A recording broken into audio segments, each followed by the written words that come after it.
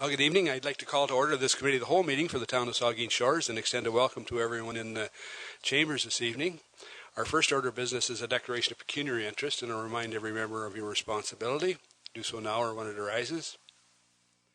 None declared. We have no additions, deletions, or amendments to the agenda. And the next item is delegations. This evening we have 3 delegations. The first is Kevin Lee. He's the Senior Regulatory Policy Officer with the Canadian Nuclear Safety Commission. He's here to give us some information on the Bruce Power license renewal. Welcome, Kevin. Just come to the mic and there's I think the blue button will turn it on, Kevin. Yep. Good evening. I'd like to thank Council for the opportunity to come and speak to you today. My name is Kevin Lee. I'm a Senior Regulatory Policy Officer at the Canadian Nuclear Safety Commission. There we go. Okay. I'm joined today by 3 colleagues, and I'll have them introduce themselves loudly from the floor. Jeff, go ahead.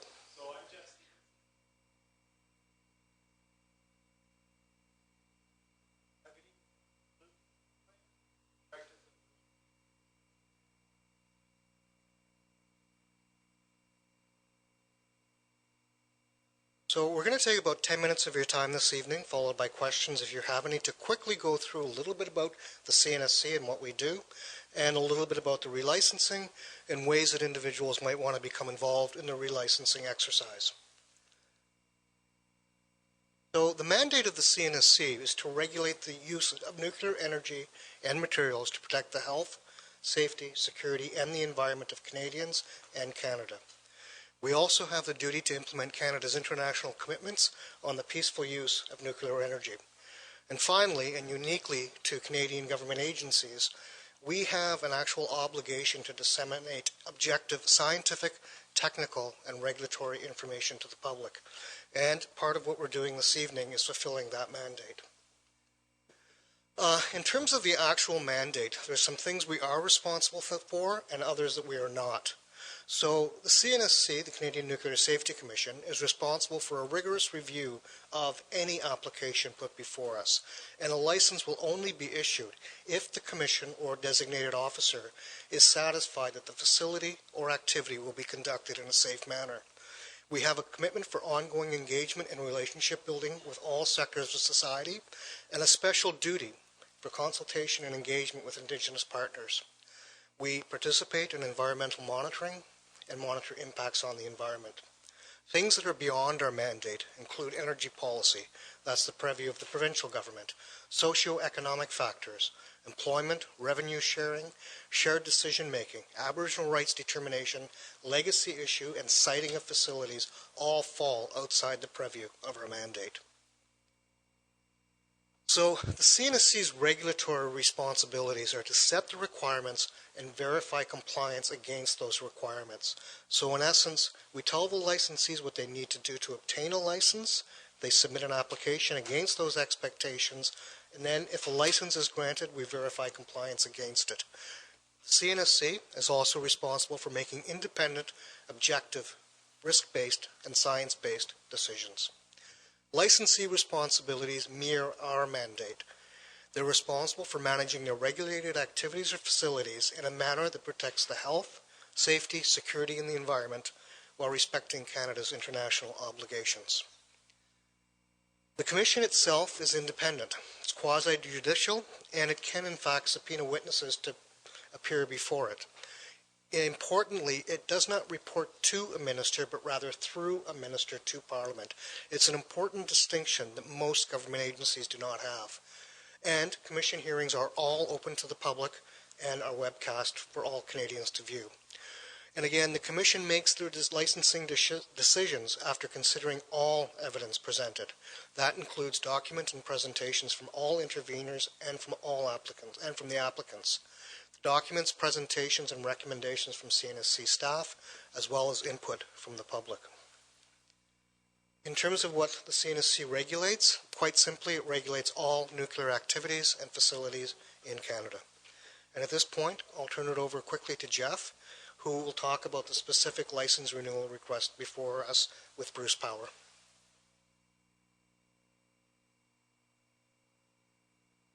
Okay, thanks, Kevin. So again, I'm Jeff Stevenson. I'm a site inspector with the CNSC, located in the community here. So Bruce Power applied for a I should have taken my pre-job brief on this. There we go. So Bruce Power submitted a license application to us in June of this year, looking for a 10-year license covering the scope of their major component replacement work. In addition to that, they're also looking to consolidate some of their other licensed activities that they have on site, such as industrial radiography and nuclear sealed sources.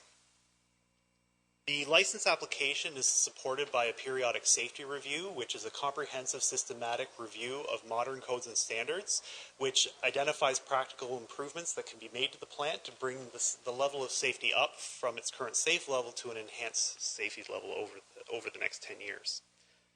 As part of this license application, we're going to be conducting a two-part hearing process. The first part is going to be mid-March up in Ottawa, and the second part will be in Kincardine at the end of May.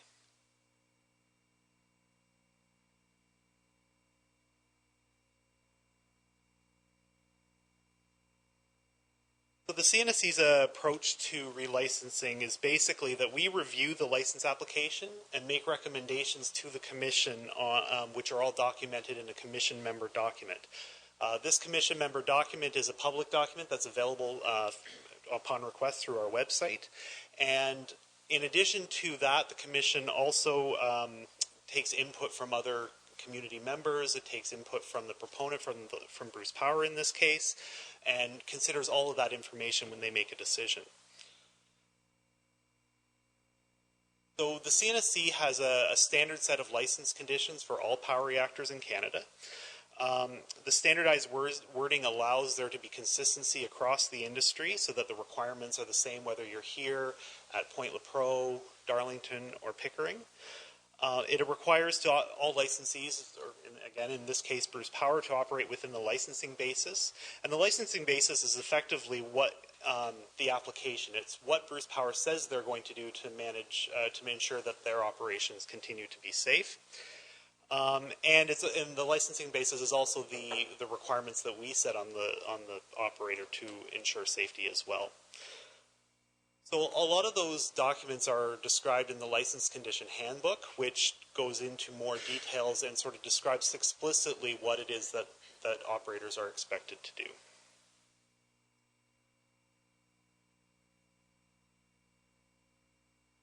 Running out of batteries here. There we go. Every year, the CNSC produces an annual report card that sort of grades the industry performance. So up on the screen here, we've got Bruce Power's performance over the last 5 years since their last license was granted, and they've received satisfactory or fully satisfactory in every area that we look at. As we come towards license renewal, obviously we expect a lot of public interest in a number of different areas, and so these are the topics that we're expecting there to be a lot of interest this time around. The first obviously being the periodic safety review, which is effectively the basis for the license application itself. The PSR, or periodic safety review, identified through its systematic comprehensive assessment of modern standards, identified 191 improvements that are going to be made to the plant over the next 10 years. Another topic that's always discussed quite extensively at any of our licensing hearings is impacts to the environment. So CNSC staff conducted an environmental assessment on this, and ultimately our conclusion is that Bruce Power has and will continue to make adequate provisions for the protection of the environment. It's a fairly lengthy document, and I'd be happy to share more detail with that if you're interested. Obviously, a big subject of area of interest this time around is going to be Bruce Power's major component replacement work. As I'm sure you've heard, it's going to be planned to start in 2020 and potentially go out to 2033. So this license will actually set the regulatory scope of those projects. Asset management and pressure tubes are all about extending the life and ensuring that the current systems, structures, and components in the facilities continue to be safe. Pressure tubes are one of the focus areas that the CNSC has because they are kind of the life-limiting components in the plants. And Bruce Power is doing a lot of work right now, research and development, to continue to ensure that they will be safe going forward. Emergency preparedness is always a topic of interest as well to the public and communities surrounding nuclear facilities, and you guys have a role to play in that as well, so I'm sure you're very familiar with that. But we do assessments on Bruce Power's ability to respond in the unlikely event of an emergency as well. I already touched on environmental monitoring, so I won't go into further detail on that. So the Cnsc's licensing process is, like I said, we get an application, then we do our technical assessment and our environmental assessments. We bring all this information together at a public hearing where we ask for input from not just the proponent and ourselves, but also local communities, interested organizations, local indigenous groups, and to bring to the table as much information as the Commission needs to make a decision on the matter at hand. And then ultimately the independent panel makes that decision. All throughout this process, the CNSC values doing engagement and hearing back from the communities on what any concerns or assessments you guys might have, or any ideas you guys might have about the operation of the facility, and we continue to do oversight on the plant at all stages throughout this. So this slide here sort of gives an overview of our technical assessment framework. I'm not going to go through each one of these in detail. If you're really interested, you can read our commission member document. But I am happy to answer any questions. But this is just to give you a sense of how many different areas we do look at and things that we consider when we make our recommendations. So with that, I'll turn it back to Kevin to give you a bit more information how you can be involved. And to respect the time frame, I'm going to go a little quickly through what's left. Having the same problem now. Here we go. So quickly I will tell you that we take Aboriginal consultation and engagement extremely seriously. In fact, we have the duty to uphold the honour of the Crown in this area, and we also have regulations that require the licensee to also undertake their own engagement program.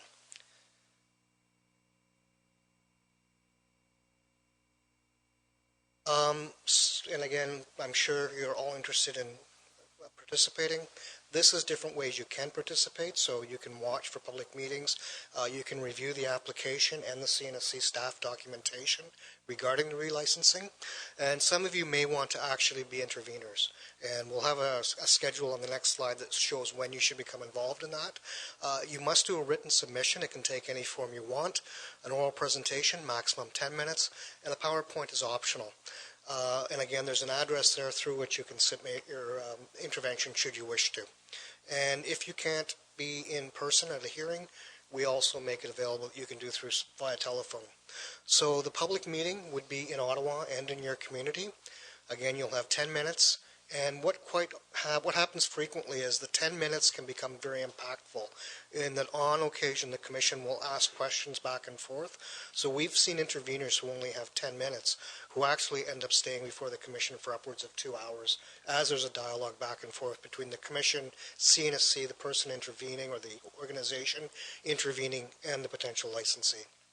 So in terms of the schedule itself, on June 30th, 2017, Bruce Power submitted their application.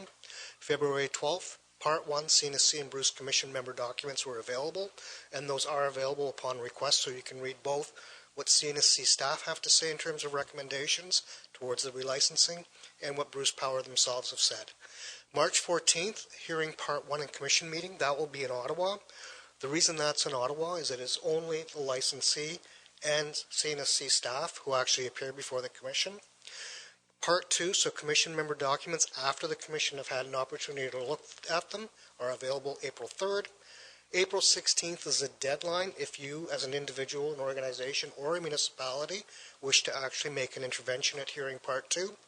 And May 30th, 31st, hearing Part 2 and Commission meeting. And that will be in Kincardine at the Marriott Suites. So with that, our presentation is done, and we're available to take questions should you have any. Thank you, Kevin. Questions? Excuse me. Councillor Dave Mayap. Thank you, Mr. Mayor, and through you, thanks, Kevin, and Jeff, and the rest of your team too.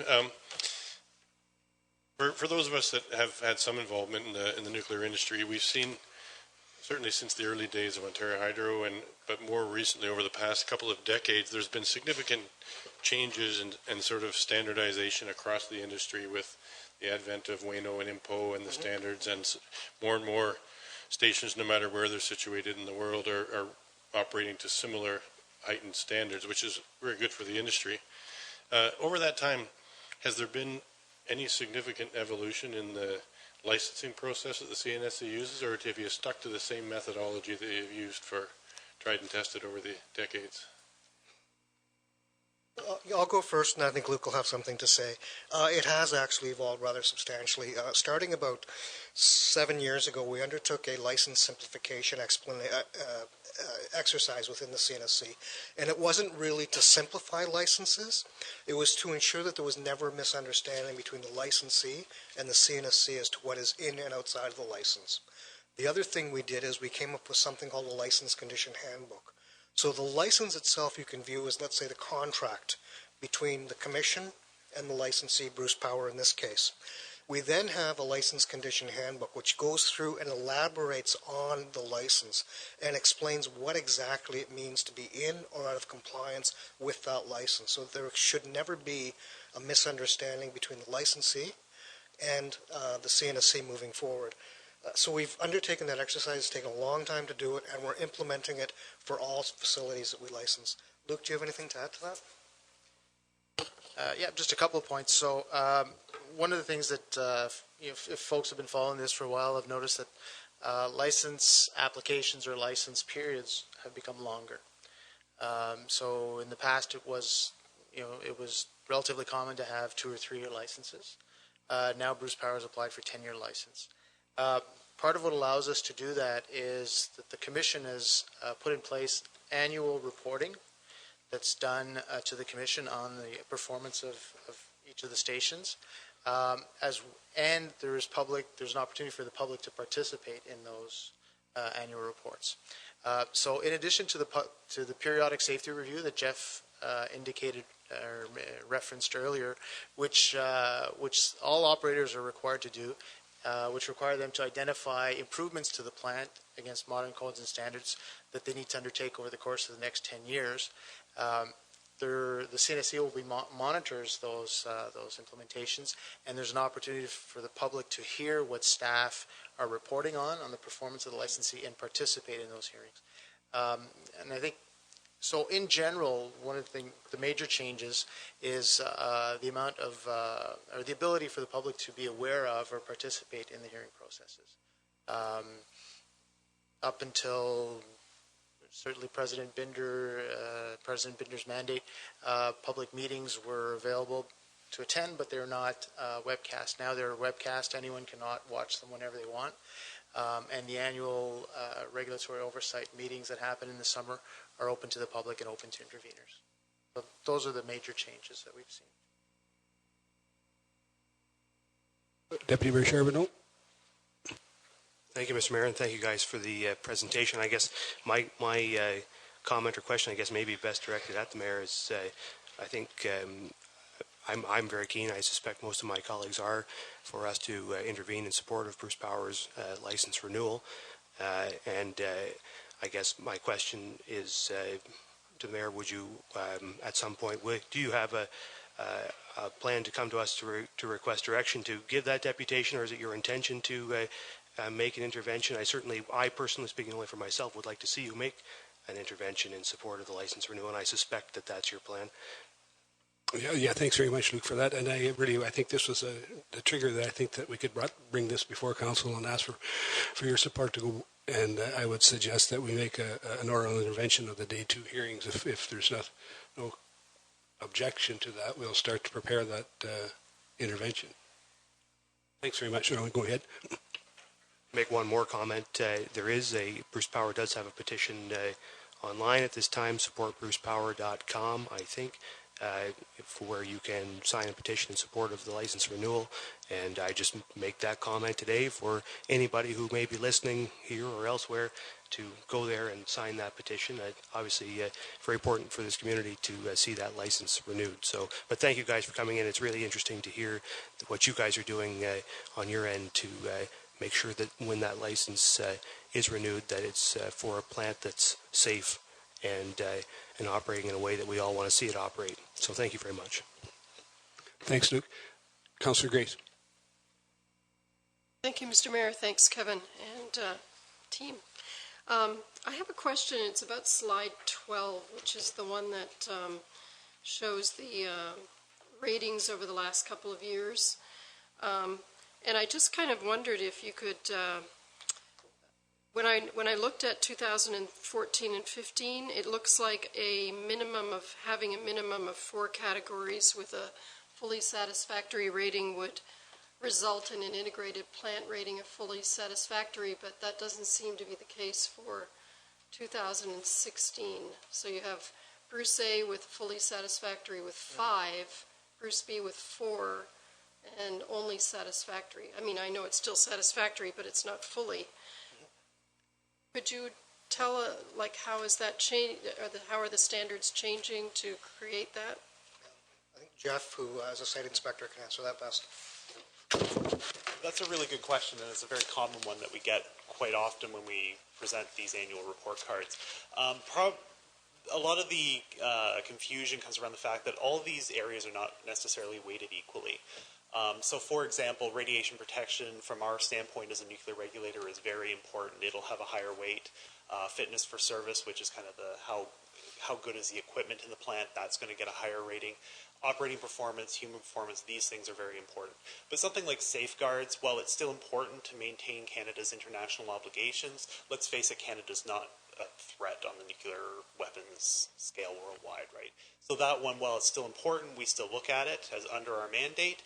In terms of the overall ratings, it doesn't get quite as high a weight when we do an overall integrated rating.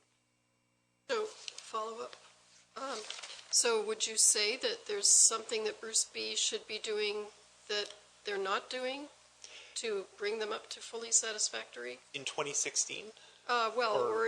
We don't know what 2017 is, right? So in 2016, or at least we don't have the information here. If you look in our annual oversight report that we produce, it goes through each one of the safety and control areas and sort of talks about what the issues are in each one of those.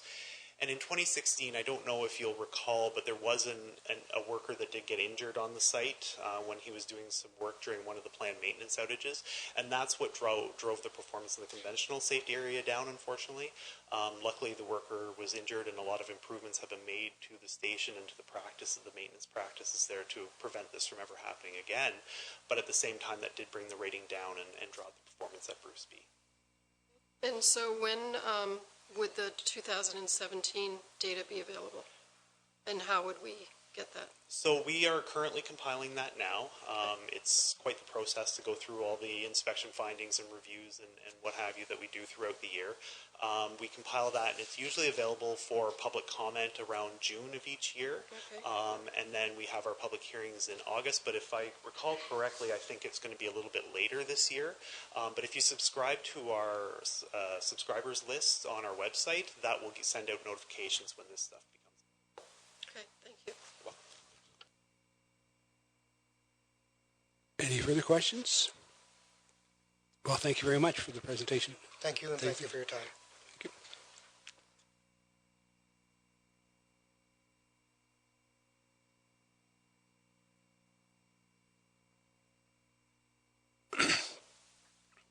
So the next item on our agenda is Fanshawe College in Saugeen Shores, and I think we have 3 people here: Catherine Mckinnon, John Momberquette, and Heather Mackenzie Card. Welcome, and if there's room, well, that's fine.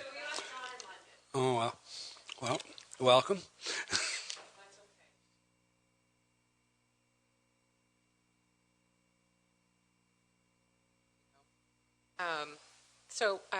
So we're here today really just to talk a little bit about our plans for Saugeen Shores.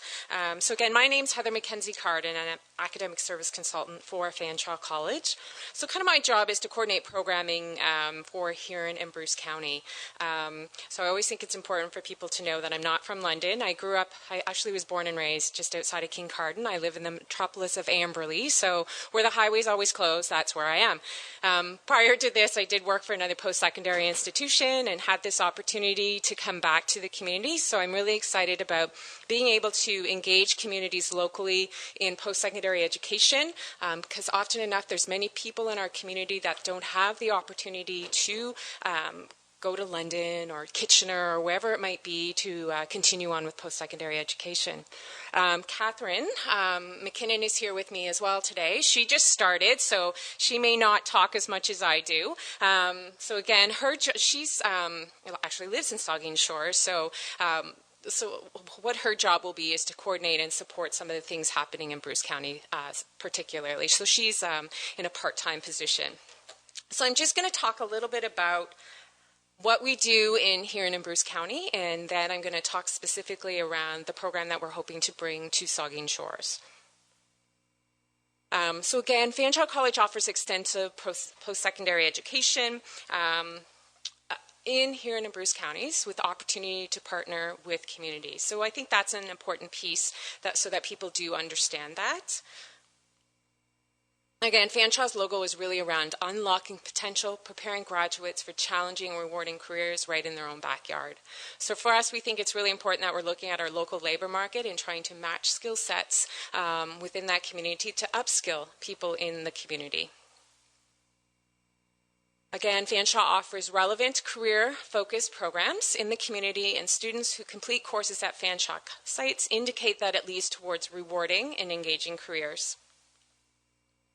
I'm going to do a really quick kind of some overview about some of the programming that's happening already. All this programming really happens around community support saying this is something we want. So in Goderich, we actually have a site located in Goderich. That really happened because of the support around the town and the community itself in Goderich. Stratford, we offer a PSW program, so a personal support worker program at St. Michael's Secondary School. Clinton, we do a lot of programming out of the Reach Center, which is actually operated by Central Heron, the municipality there, so they're very supportive. We have 5 classrooms there, and we have a computer lab there as well. Kincardine, we collaborate with Lake Huron Learning Center, so we lease space from them as well.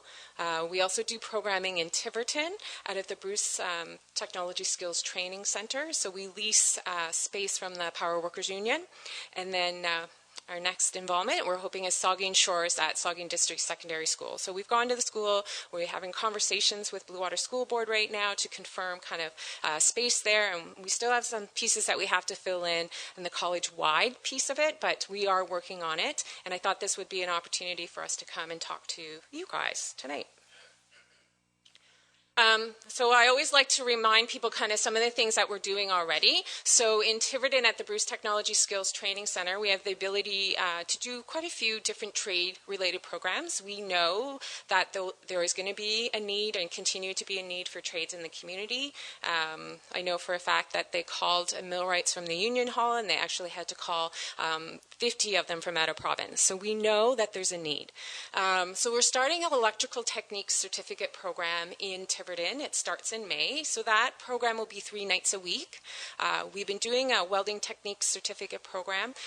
Now we have 2 start dates for that, so September and January. That program really supports people around getting their CWB or their Canadian Welding Bureau certificate. So when people talk about tickets, that's what they're talking about. And we also have a mechanical engineering technician industrial millwright diploma program, and again that program really teaches around level 1 and level 2 in the industrial millwright program. All those programs are full-time post-secondary, and they're all offered in the evenings. So certainly a lot of our students are students that may have to work still, and they continue to do their post-secondary education in the evenings. We also facilitate the on-site apprenticeship training for Bruce Power employees. So we do the industrial millwrights, so the mechanical maintainers, and the industrial electricians, so the control technicians. So Lake Huron Learning, we have a personal support worker program that we do in Kincardine, project management specialist certificate, which is a big one in Kincardine, healthcare office certificate. We do some part-time courses like Excel, payroll, and both of these are offered in daytime and evening offerings. The Reach Center is really where it all began.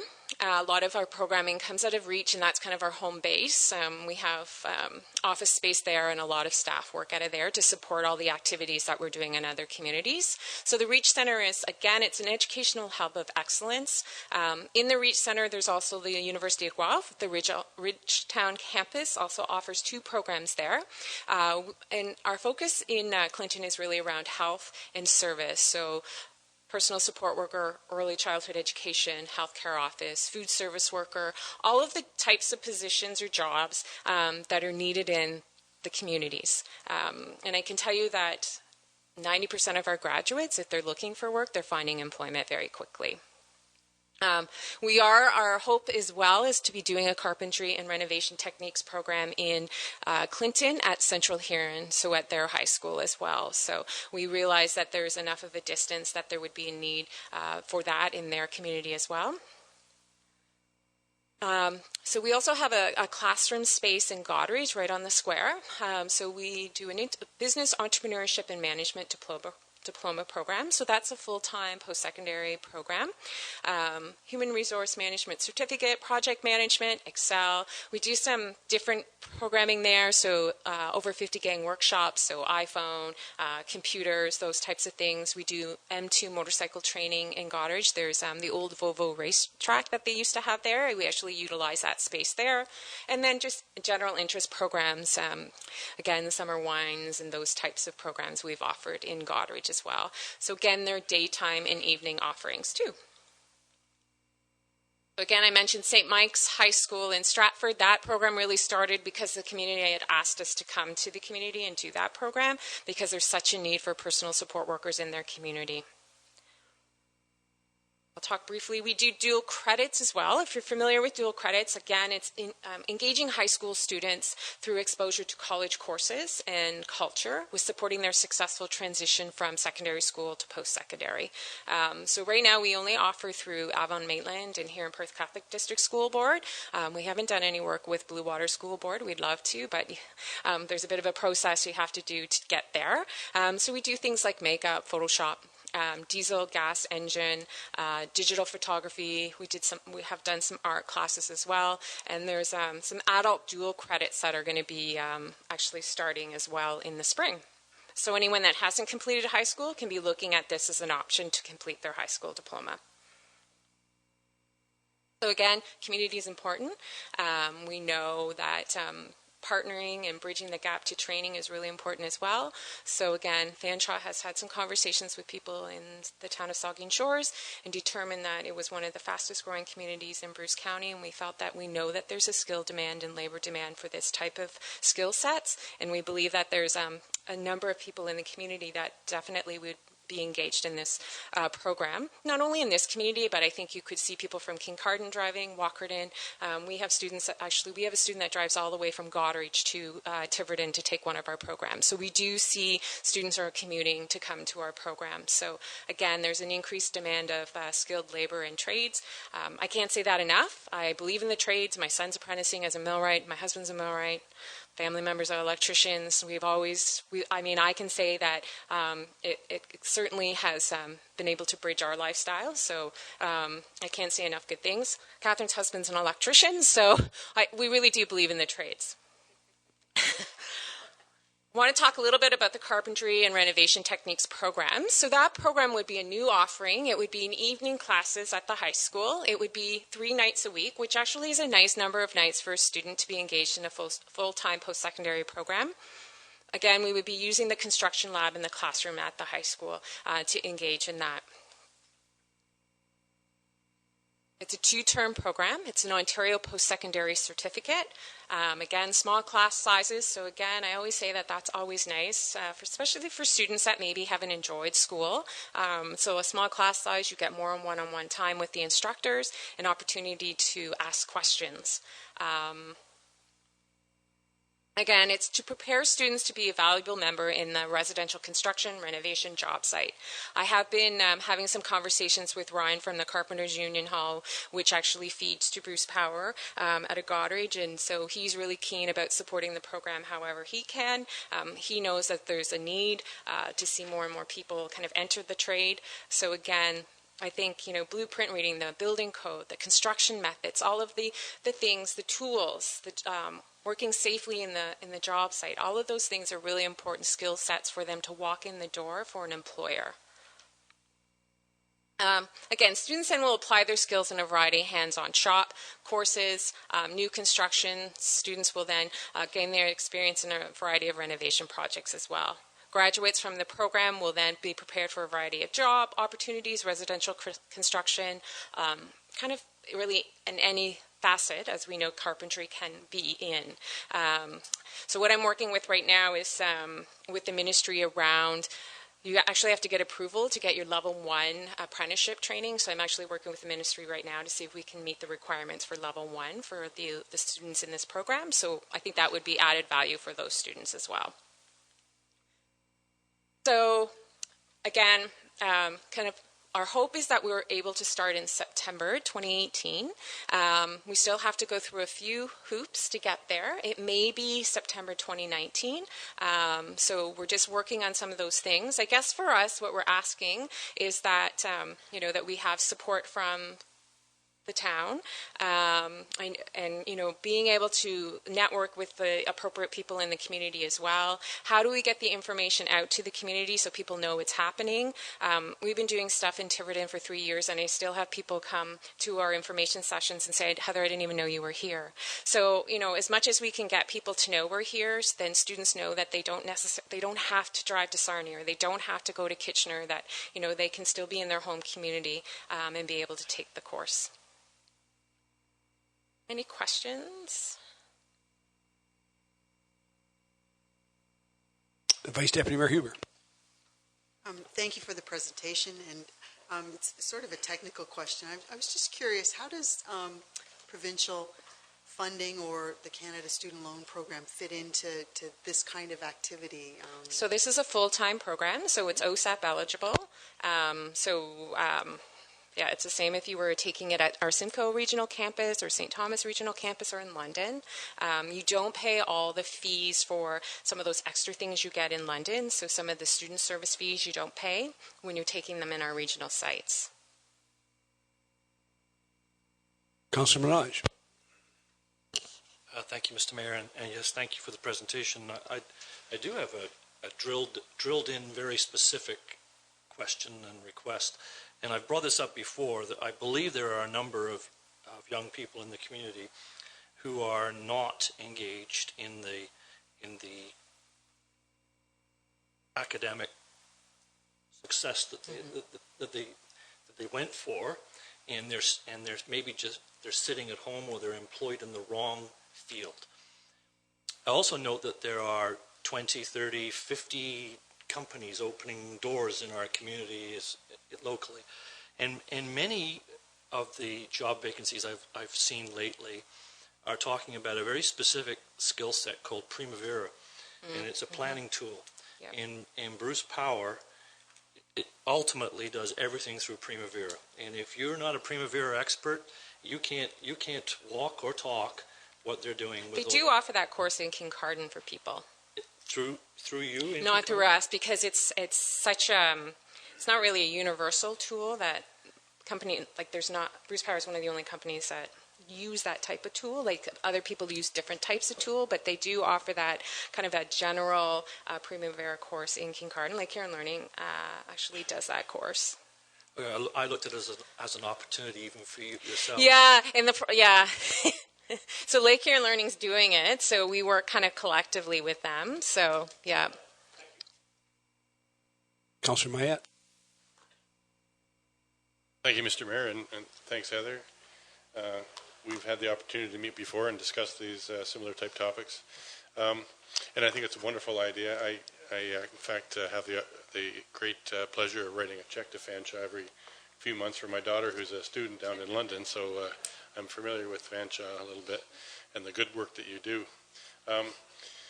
So I'm really actually, when I first saw you guys on the agenda today, I was thinking, okay, this is going to be an extension of some of the things that we've done before with the specific trades that Bruce Power is looking for. But I was really actually excited to see that it's leading towards the renovation and home construction, because anybody who's trying to build a house or getting something renovated, you don't have to look very far. Just in our audience here, we have people who are in the market for skilled trades to build and renovate their homes. It's very difficult to find people, and that's a area that there's a definite shortfall, and it's going to be a great opportunity for those young men and women who can build those skills and get employed in what is a very busy industry we have going here. As you said, it's the fastest growing community in, if not all of Bruce County, maybe all of Ontario. So, but do you see this program with the construction skills, which is a great program and I fully support it, do you see this as a bit of a foot in the door for future expansion into some more of the technical side, or maybe the software skills, and like, if do you see a...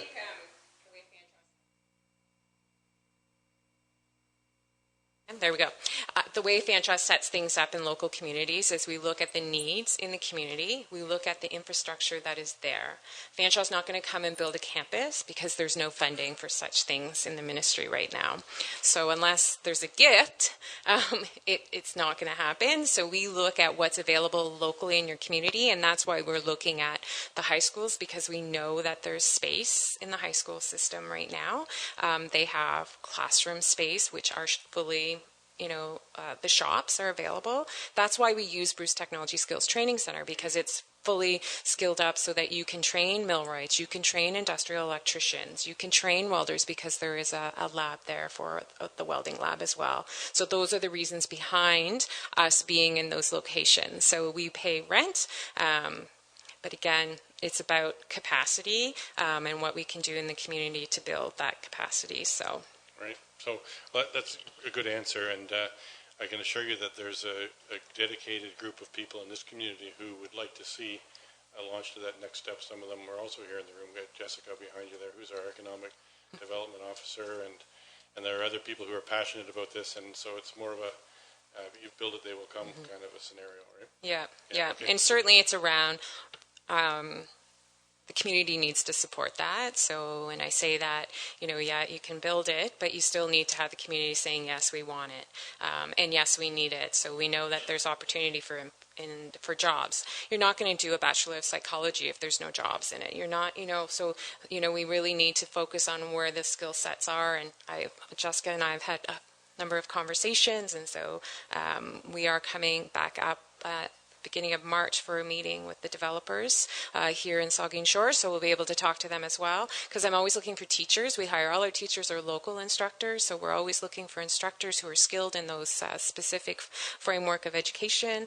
Math, I always need math teachers, so again, it's just not, and again, I think it builds framework, right? We start to hire locally. Catherine's local. All our instructors are local people. So it's all about being able to bridge that, and everybody's committed to the same end goal of having more people educated, because at the end of the day, they then contribute to our community, the economic development growth. People begin to see their self-worth. And I mean, we've had recently we have 4 Indigenous students in our welding program right now. We've worked a lot with Saugeen First Nations. We've been doing a lot of work with Rebecca from Ontario Works to meet those needs. There's been some bumps in the road, but we're getting there. We graduated 6 students from the personal support worker program in the fall. And so from Saugeen First Nations. So I think there's lots and lots of things that can happen. I'm one person. That's why we have Catherine supporting as well now. But certainly we're excited to be here, and we're hoping that this will be kind of a starting point for us in Saugeen Shores. So. Well, I have just a couple. I'm really glad that you're working with Jessica, because I think whatever support we can provide, I know we would be more than willing to do that. I have a question around the four county labor boards done some, and I suspect you've done some work with them, because they've done some extensive work about the gap between what employers are looking for and what is out there. I mean, they know the numbers of, what businesses are there. I think sometimes we get too tied up here right in Saugeen Shores because we got one big employer, but there's a whole bunch of other employers out there that are looking for different skills, and I think it would be great guidance for some to address those, trying to address those issues through Fanshawe or through. Yeah, and so actually I get the 4 county labor market. They send out kind of each community has their own kind of where the job postings were for the quarter. So we actually, I think we pay so much for that. So that's where we get some of our information. But a lot of it too comes from knowing, kind of having some conversations in the community. We know that there's building happening and not enough people to assist in that building. I think that that is across the board, whether it's here or in other communities. We know the programming that we're doing in Tiverton, we bring in all the unions, but we also are bringing in local companies that are coming in. So the Westcast of the world in Wingham, who are always looking for millwrights and electricians, to Gailey and Teeswater. There's a number of companies that need those skilled trades. So I always remind students that there's many, many places where they can be looking for employment. So yeah, absolutely. I think there's certainly a need, and we know that the service sector, which is building those homes and doing all those pieces that need to happen, where when we have an increase of people coming into the community, that's all part of it. So, well, thank you, Heather and Catherine.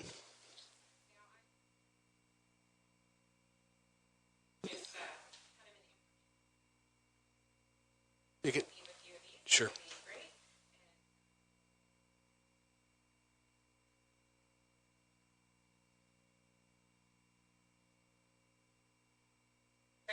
Thank you.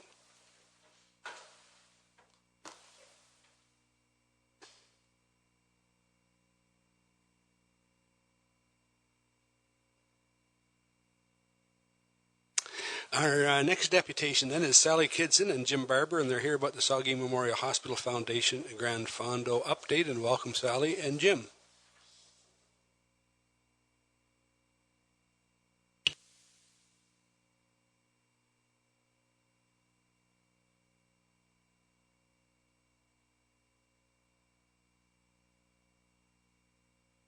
Mayor Smith, councillors and community members, thank you for allowing us to speak with you tonight. We always appreciate every opportunity to share news from the Saugeen Memorial Hospital Foundation.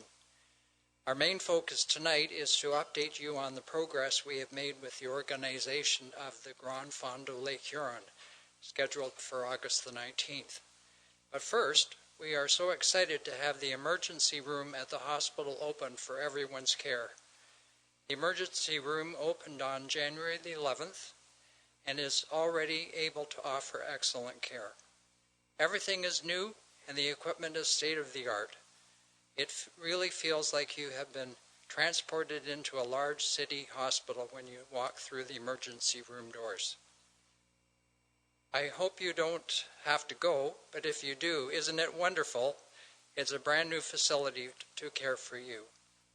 Now that phase one, and the phase one would be the emergency room section, is complete, the work will begin on phase two, that's the new laboratory facility, and then move on to phase three, the auxiliary gift shop and foundation office. When completed, along with the wonderful new treatment facility, 2 new donor recognition walls will be installed, one for cumulative and lifetime giving, and one for the hospital campaign. We look forward to having a big celebration when the project is totally complete, and once we know the timelines, you can be rest assured you will be invited to attend.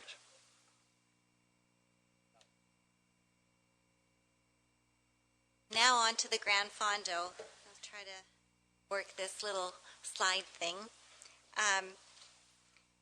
As you know, we came to you last spring with the idea about the Grand Fondo Lake Huron and a request for support in principle for the event. So we held our launch last August and have been busy behind the scenes putting many of the key pieces into place. And tonight I'll touch on 3 of those key pieces: the routes, sponsorship, and marketing. We are very pleased to report that we've had excellent support from all the municipalities involved along the route. Thank you to Lisa Billing and the town of Saugeen Shores for providing a location to host a joint meeting with the appropriate players from each community, and that would include South Bruce Peninsula, Erin Eldersley, the County of Bruce, and the town of Kincardine. And everybody had a chance to ask questions, make suggestions to the routes, and in the end, the following routes, which I'm going to show you, have been designed. Multisport Canada's expertise has been integral to helping this process go very smoothly, as is the spirit of cooperation between all the municipalities. So first I'm going to talk a little bit about the start and finish. And Chris Pickering from Multisport did this little diagram. This comes right out of the special events application, which we have submitted to the town for their consideration for the ride. And that's High Street in Southampton that you can see. The start area is going to be down by the flag, and the finish area is going to be up by Martin's Bicycle Shop, so that the cyclists can then go right in towards the annex, which we have, and they'll be able to store their bicycles in the annex safely while they attend the after-ride picnic, which will be down at the flag, which I'll talk about a little bit later. This is a 30K route, and we are expecting quite a number of local people who maybe aren't typically hardcore cyclists to participate in this 30K, some families. Actually, I just spoke to Harry Tatey this morning, and Harry is allowing us to use his farm as our rest stop on the 30K. So normally you wouldn't have a rest stop, but we thought it'd be nice for the families to have a spot to get off your bike and stretch and have a snack and a drink. And Harry was very gracious. And today when I was talking to him, he said, well, you know, they can even come in under the trees by the house if they want some shade. So he's such a sweetheart. So basically it comes down along the shore into port, up around through town, down the 6th concession, out towards Burgoyne, and then back through the back roads and down into Southampton. That's a 30K. The 70K is a little bit more intense, and we're very grateful. Oh, by the way, we do have a sponsor for the 30K, but I'm just not allowed to say who it is yet. Remax is our sponsor for the 70K, and you can see that it goes down much further. It goes down past McGregor Point Provincial Park and out, and the rest stop for this one is in Paisley. So we'll be working with Paisley on providing an exciting rest stop there, and more details will follow as I get the host confirmed for that. Again, you'll notice the same pattern here for the 110. It follows the same route, comes down, except it goes all the way. Their first rest stop is in Tiverton, and then it works its way back and out through North Bruce to Paisley for the second rest stop, and then back into Southampton. Now just a little bit on the time frames for those. Some notes here. The 30K will start at 9 o'clock in the morning, and it will take most people about an hour and a half to 2 hours, so they'll be back by about 10:30 or 11. The 70K will be an 8 a.m. start. Our experts at Multisport say it'll take them about 3 hours, and they'll be back around 11. Some of them will be a little longer, I'm sure, because Paisley's so beautiful, they're probably going to stay and have an extra cup of tea.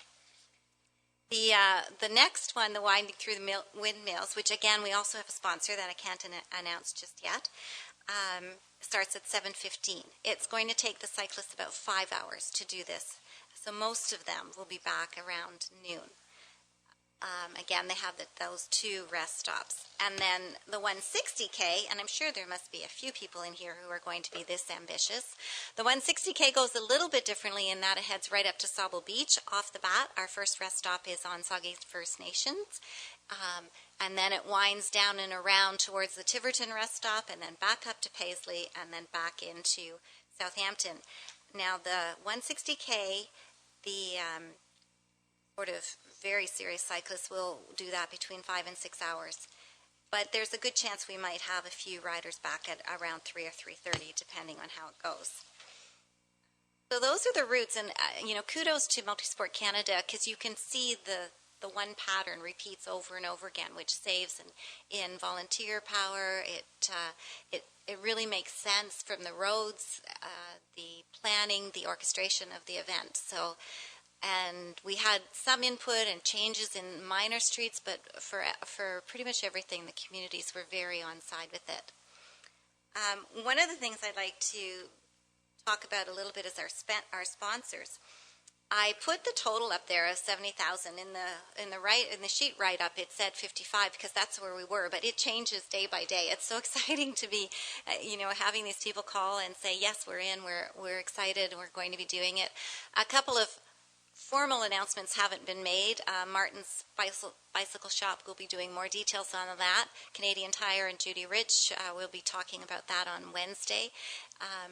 Carbon, you may have noticed, is the company that has all of the Olympic athletes wear, if you've noticed Carbon, and they're supporting our event. So we're really thrilled to have the caliber of the sponsorships, not to mention Remax, Bruce Power, Outlaw and all of the other ones up there. It's very, very exciting.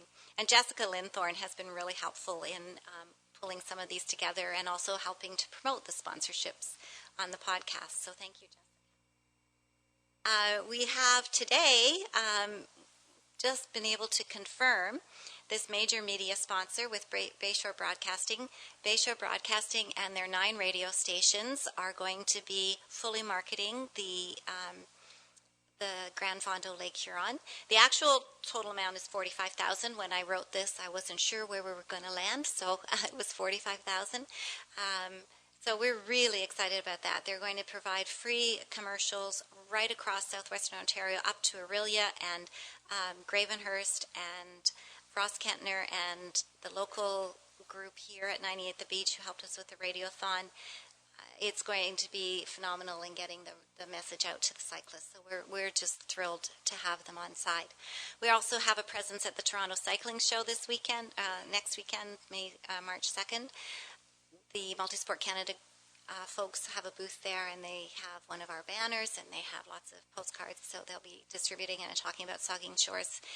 And then we'll be doing the links, social media. We have some publications that we've taken out some ads in. We're sitting at about 140 cyclists registered right now, which is really good for this time of year. We're really pleased with that. We hope to have 200 by the end of March, and then as spring comes and the weather kicks in, we expect to see those numbers climb.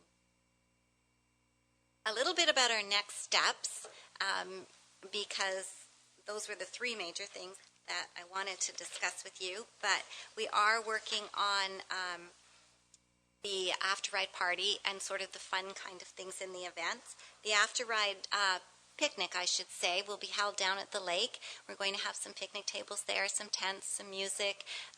Lunch, we are hoping to confirm, will be with Wayne Burke, who does the Bruce Power picnic, and so we know the food will be good. The cyclists are treated to lunch, and other people are invited to come down, and they'll be able to purchase lunch. We are hoping that the town staff will participate in perhaps cheering on the riders, maybe including a decorating contest for local businesses. I've spoken to both BIA, or spoken to Southampton BIA, and I'm speaking to the Port Elgin BIA to see how we can tie some of the local businesses into the event. And I've also been speaking with the chamber, and information is going out to the accommodations people by email, thanks to Joanne, who's sitting here today. So we'll be working with staff. The foundation will be putting in a special events application for this part of the event, and Multisport Canada has put that in for the ride. And I think that's all my part. So, Jim, I'll give it to you. We extend a very big thank you to all the town of Saugeen Shores staff who have been extremely helpful in all areas of the planning of this event. In addition to the excellent work by Jane Jagalewski and her department, Jessica Linthorne helped promote one of our sponsors and the work that we do in the foundation in a podcast. Lisa Billing has been our main contact, and her assistance and knowledge have been extremely helpful. And finally, this is why we are doing this. We need dollars, lots of dollars, to continue to keep quality health care close to home. Presently, the MRI in Owen Sound is the oldest one in Canada and needs to be replaced. Plus, upgrades to our patient information system are needed in Southampton. We hope that everyone in our area will get behind this event and support the cause. We really appreciate your support. Thank you very much. Well, thank you, Jim and Sally. Is there questions or comments from the committee?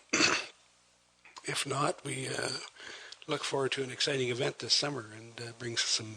Maybe council needs to put in a team. Just give us a little time. I'll leave that thought with you. Yeah, just give us a little time to work on that one. See which one of those courses we're up for. Anyways, thanks very much, and thank you for what you do for our hospital, because I know it's a never-ending job to keep raising money for healthcare in their communities, and it's great to see people that will step up to it. So thanks very much, Jim. Thank you.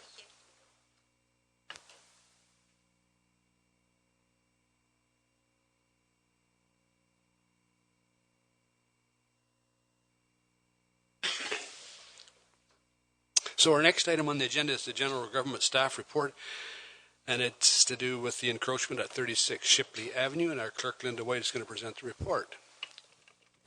Thank you, Mr. Mayor. As we've heard from Mr. Zorzi earlier this evening, the single-family dwelling that's located at 36 Shipley Avenue is partially located on the town shore road allowance. The owners are requesting an encroachment agreement with the town to allow the dwelling to be demolished and a new home be built using the existing footprint of the existing foundation. Staff have been in discussions with the owners, their structural engineer, their civil engineer, and the Saugeen Valley Conservation Authority regarding the possibility of removing the portion of the dwelling that encroaches onto the town's property. Due to the elevations and environmental features, the experts are of the opinion that a suitable building envelope does not exist on the owner's property, and further that the existing foundation, including the portion that is located on the town property, should remain in its current location. It is recognized that the town's encroachment policy encourages encroachments to be removed from public property to ensure that public lands can be used and maintained for public purposes. However, the policy also recognizes that there are situations whereby existing encroachment could be permitted through an encroachment agreement. Staff have reviewed this request along with the expert's opinion and are recommending that under these circumstances, Council consider an encroachment agreement to recognize the location of the existing encroachments and to allow the dwelling to be rebuilt within this existing footprint. The details of the agreement, along with the encroachment fee of $10 a square meter, are attached to the report for your review. Thank you, Linda. Then the recommendation is that Council pass a bylaw to enter into an encroachment agreement with Mark and Kristen Zorzi of 36 Shipley Avenue. Comments or questions? Vice Deputy Mayor Huber. Thank you, Mr. Mayor. I can appreciate the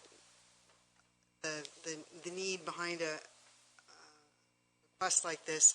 I'm somewhat surprised that it's here and not before either the Planning Committee or the Committee of Adjustment. But that being said, I have great sympathy for a homeowner who purchases a property that has a lot of issues, and they don't discover some of those issues prior to making the purchase. My concern is that here we are doing something that we have been consistently over a long period of time, making some improvements to the situation where there are encroachments onto public property. So I get the house thing, and I'm surprised that there's a lot that is a legal lot that's more than double the minimum size for a lot according to our zoning bylaw, and there's no building envelope that's possible there. So I am sort of surprised by that, but at the same time, there are other encroachments there that there doesn't seem to be any sort of request about removing some of those things. We've had other property owners who've had to remove patios and remove concrete installations of various kinds when they've been on public property, when there's been an opportunity to have them removed. We're not asking for that here, and that's concerning to me. I'm also concerned about the pricing that we're using here, and I went back and looked because there was a reference to something that had happened previously. Well, the previous one was in 2012, and it's down the road on Izzard, and it's related to a cottage, a small structure that was wholly located on public property, and it was a fairly old structure, and I believe what we did then was we enabled some kind of encroachment agreement to be put in place, but we said that the building could not be used for any kind of rental situation, and that it couldn't be substantially changed in any way. It's a seasonal dwelling. It's a very different kind of structure. So I'm surprised then that we would use that sort of financial numbering with a square footage rate, which was 82 cents per square foot in 2012, and now it's 98 cents, I think, from the report that we've got in 2018. So that's a 16-cent per square foot increase. We would use that sort of number for a dwelling unit that is a full-time residence used over 4 seasons. It's a permanent structure. It's not at all like the other one. So I'm disappointed that we're getting a report that says we should look at a fee that's based on this as being vacant land. It's not vacant land. They're going to put a permanent residential structure there. And the license fee that's indicated, which comes out when you do the math to, according to the report, $2,392.58. That annual license or encroachment fee for a permanent house on basically, a big chunk of it, about 40%, I think, was said in the report, the land that sort of is there where items are that are included in the encroachment report is about 40%. That's less than the amount that it costs to have a trailer in the trailer camp for a season.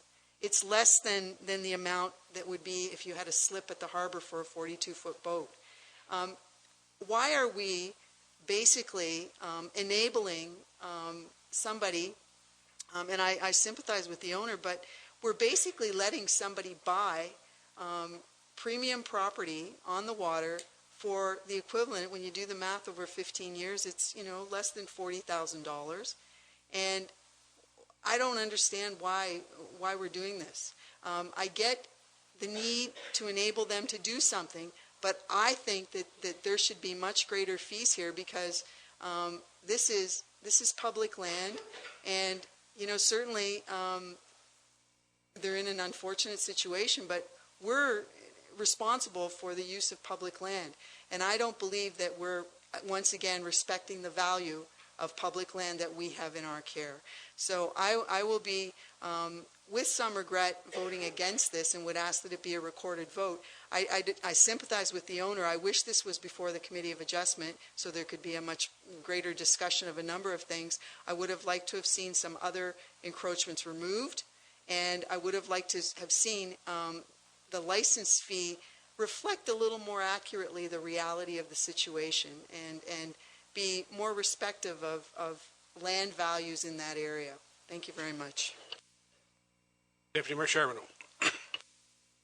Thank you, Mr. Mayor. I think it's first and foremost important to state that as a matter of general policy, it's important, as the clerk pointed out, to limit encroachments on public land or to avoid them altogether where possible. But there are areas and circumstances where encroachments do make sense, and where they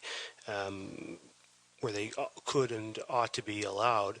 And in my view, in this particular area along Shipley Avenue, where the shore road allowance is, if you go there and stand on that area, the piece of property we're talking about is not usable by the general public, except perhaps potentially for a utility corridor or something in the distant future that's not even, that I can't imagine today.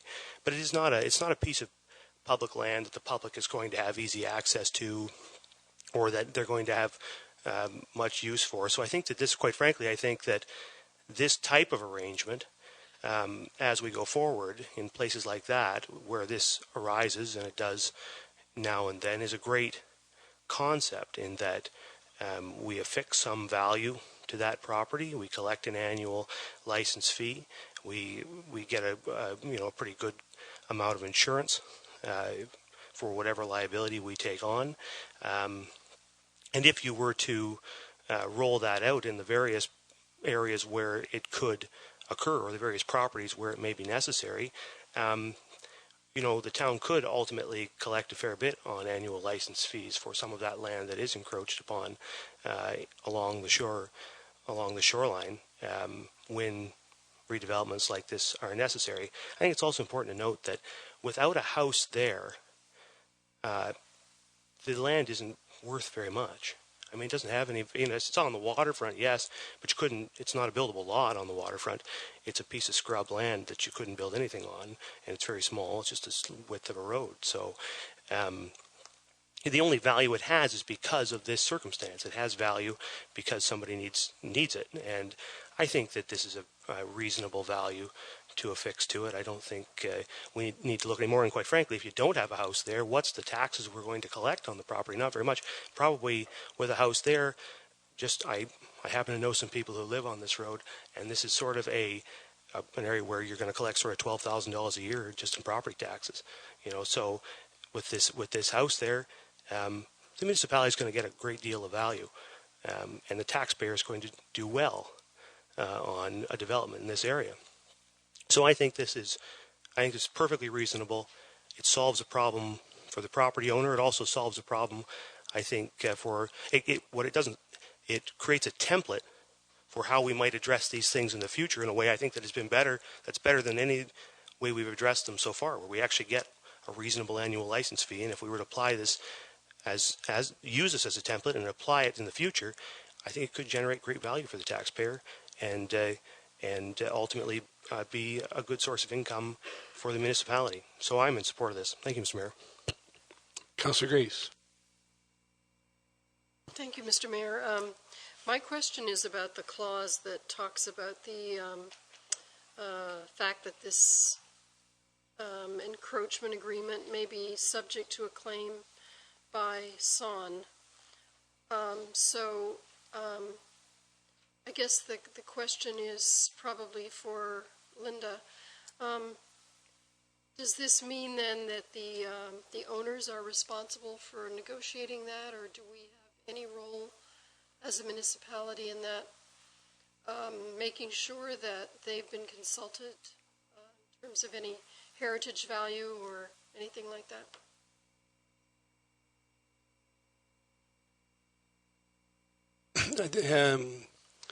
I think the answer for that, we are defending against that claim, both us, the province, and the federal government, so we don't really know where that's going to end up. This is just really, one of the things that part of we've done all along in the past is to make people aware that it's called a certificate of pending litigation. There's pending litigation on this. We have no idea where that results. So I think it's just being open and honest with what could possibly come out of that. That'll be up to the case and the judge. So, but I think it's really, in all fairness, we should be doing that to anybody where we know that the claim exists. Sorry. Follow-up question then. So over and above that lawsuit, just the issue of any kind of archaeological value or assessment, is that something that has to be done or is covered by this?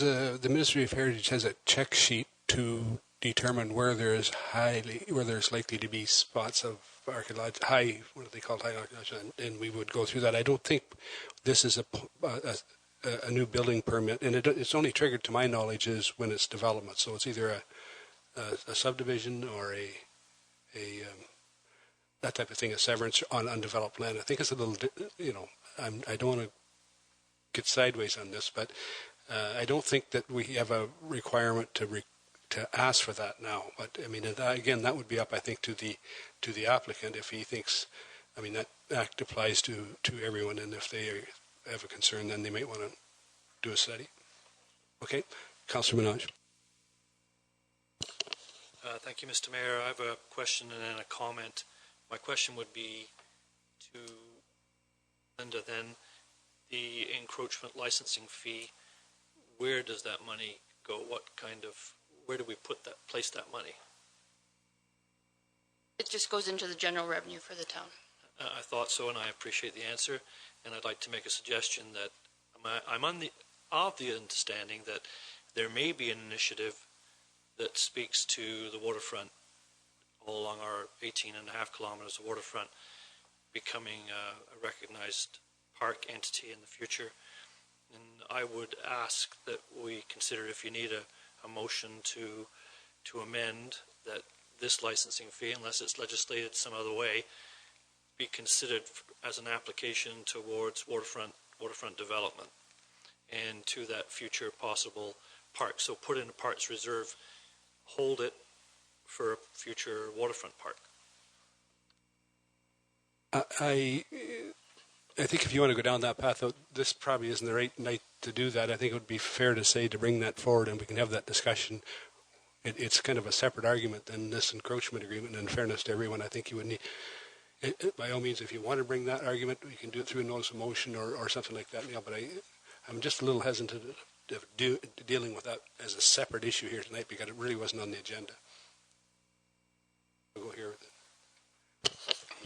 One other comment. And if I recall, and Linda can probably, that value that we put on, that would be just like taxes.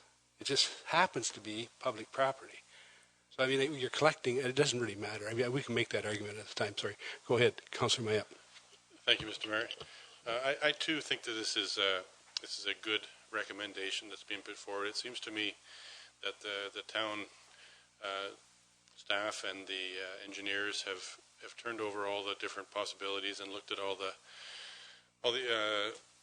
possibilities with regards to redesigning the property and the layout. And I'm somewhat familiar with this property myself. I've been there, and it's difficult to find a flat spot other than the envelope that the house sits on now. So I think this is a good use of policy, application of policy, and good resolution. That's something that we can build on. You have another comment, Diane? Please go ahead. Thank you. Again, if this had been an application via the Committee of Adjustment or the Planning Advisory Committee, we would have seen, I believe anyway, a little more detailed sort of mapping of the property. I'm curious to know if, the drawing that we received shows, it says frame garage on it. I don't believe that that's a garage there's no garage doors on the actual structure that's there. There's actually a porch and a deck off the second floor. Are we being quite complacent in just ignoring the fact that there is actually a secondary structure there that we're really not at all being given any information about the use of it? And in fact, this property is zoned in a certain way that there would not be, according to the zoning, the ability to have two residential structures there, or two structures that could handle human habitation. We didn't receive any information about that, but that, when you see the actual structure that's there, it's definitely not a garage. There are no garage doors on it. Okay. If there's no further, I get a comment. I agree with Luke and Councillor Mayett. I think this is a good solution to a kind of a unfortunate situation that we find ourselves in, and I know we've had these before, so I'll be supporting it. I'm not going to. There's been lots of discussion on it, but is there any other comments? And I'll call the question. Oh, sorry. I won't go. I'll call the question, and all in favor. So you're going to call it. Sorry, Dan. Recommendation before you. I'll call the recorder vote in alphabetical order. If you're in support, please say yay. If you're in opposition, please say nay. Deputy Mayor Charbonneau? Yes. Councillor Grace? Yes. Vice Deputy Mayor Huber? No. Councillor Matheson? Yes. Councillor Minaj? No. Councillor Dave Mayette? Yes. And Mayor Smith? Yes. Motion carries.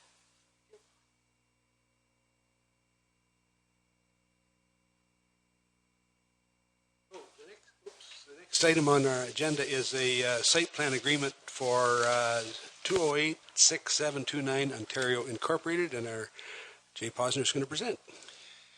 Yes, so I'm bringing forward a recommendation to enter into a site plan agreement with the numbered company to develop a 173 square meter restaurant. That's about 1,800 square feet, with a drive-through as shown on the attached plan.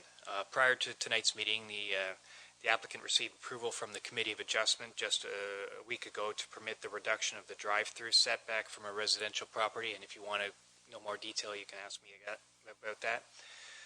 With specific reference to the site plan, the developers addressed all municipal concerns, is posting securities to ensure completion of all site improvements in accordance with our standard site plan agreement. Just some highlights here is that there is a bench between the street and the building to assist in creating a better pedestrian environment in the area. We've done that before, in particular with the Harvey's development a couple years ago. And we're also lighting a toot our own horn about using landscape that is complementary and consistent with other recent developments in the area, so to highlight the character and the strength of the brand to create the links to the waterfront and the beach in particular, but also to create a more cohesive environment as we enter the south end of Port Elgin. Thank you, Jay. So the recommendation is that Council pass a bylaw to authorize a site plan agreement with 208-6729 Ontario Incorporated for A&W Restaurant. Any questions or comments? Councillor Grace. Mr. Mayor, Jay, my question is about signage. I see the diagram that has the sign on the front of the building, and is that a hamburger? It's actually a hamburger over the door. Okay. Is there a standalone sign on the front of the property? I couldn't tell. At the sort of the southeast corner, which would be at the bottom left of the drawing. Okay. The sign permit is subject to a different bylaw and subject to different approval, not part of the site plan agreement. Thank you. Councillor Minaj. Thank you, Mr. Mayor. So at this part of the agreement, the site plan agreement, so we've had a look at it at Committee of Adjustment, and I believe there's at least one other subcommittee of the community has reviewed this. At some point, I mean, I brought it up during the discussion of the Accessibility Committee. They had a list of things that they wanted to be included or considered in the site plan. At some point, do we create a list of all of these things? And we brought some things up at the Committee of Adjustment as well, and say requested, denied, requested, accepted, requested, deliberated. Like at some point, all of these extra considerations that people had at the different committee levels, is staff going to provide a complementary document as an appendix that says these things were reviewed and these are the answers that are provided for each of those items? I think your answer's in this agreement. I think if you want to, I mean, there's what staff is recommending. They've circulated these to those and heard those comments, and this is what they're recommending. And I really, if you're not happy with this, then I think you know what to do with this at this meeting. But I'm not sure that we need another checklist and another meeting. We're here for a decision on this tonight. I don't disagree with you. I'm asking that there were a number of items, and I can't tell by looking at this agreement that they're in or out. So are we to assume that they've itemized them, and like you say, as we look at this agreement, that's what you get, and there's no further debate other than I can vote no and say we didn't have a good process on this. Do you want to speak to that? Like, I'm sure staff take those into consideration and come up with a site plan agreement. Yeah, we certainly take the comments, circulate to the developer, and engage in the dialogue with the developer. But having said that we could, I would have to consult with management on how we could audit these so that we could report back to, say, Accessibility Committee and say this is how we have done over the last few years about how we've implemented your recommendations. It might be a little too much to do on a development by development basis, but we can certainly report on those things, which I think is what I think the councillor was looking for. Go ahead. I think it speaks to the effort that we send this agreement to another committee and ask them to deliberate over it. So 2 different committees that I know of for sure have spent quite a bit of time asking staff this question, that question, making this recommendation and the other recommendation.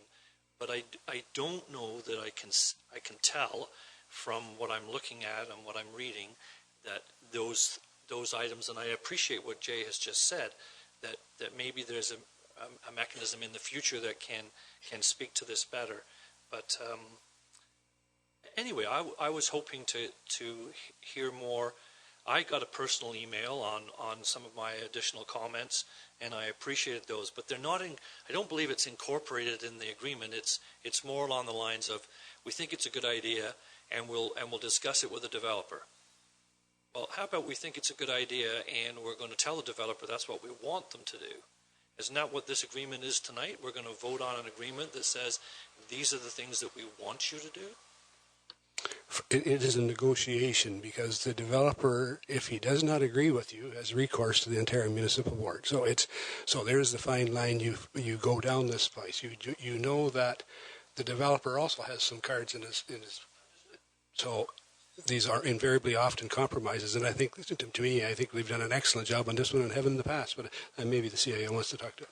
Yeah, thank you, Mr. Mayor, and thanks to the councillor for the comments. I've heard staff say that our advisory, and I stress the word as advisory committees, have provided some advice to staff.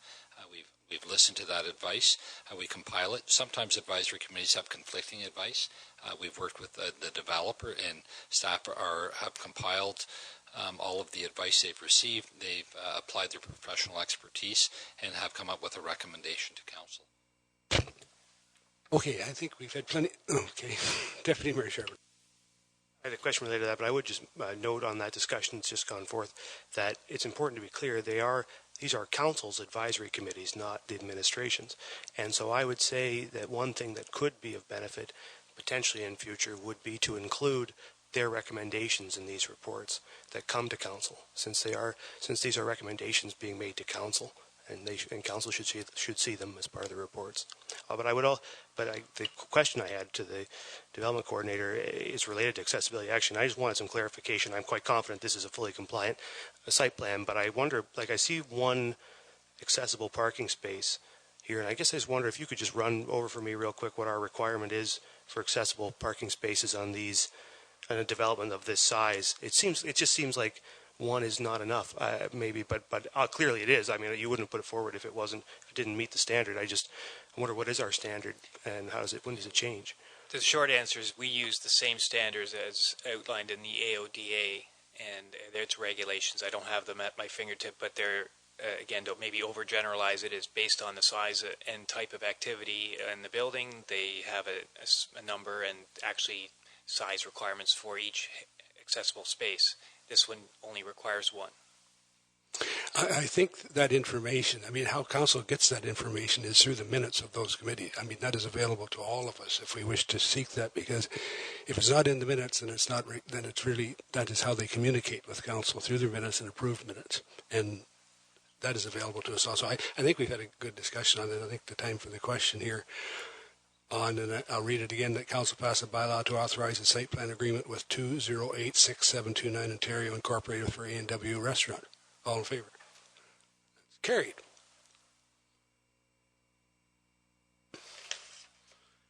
So the next item on the agenda is a staff Community Services, Parks and Recreation staff report. It has to do with the Chantry Island Tour Office, and our Director of Community Services, Jane, is going to present. Thank you. Yes, this evening I'm providing you with a 5-year lease agreement for the Chantry Island Tour Office. Marine Heritage continues to provide a valuable service of an opportunity to educate our visitors and our residents of our marine cultural and heritage in Saugeen Shores. The tour base has operated out of the Southampton Harbour for the past 15 years, and I remind Council that it is a municipal facility. They're seeking a 5-year lease agreement for the use, and they use the building, to purchase tickets for tours as well as a small gift shop. The annual fee is $1,903, and it's subject to the annual economic adjustment.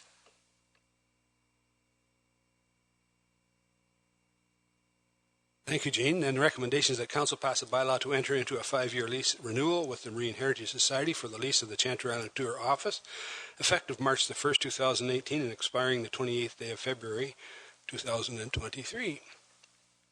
Questions? Councillor Grace.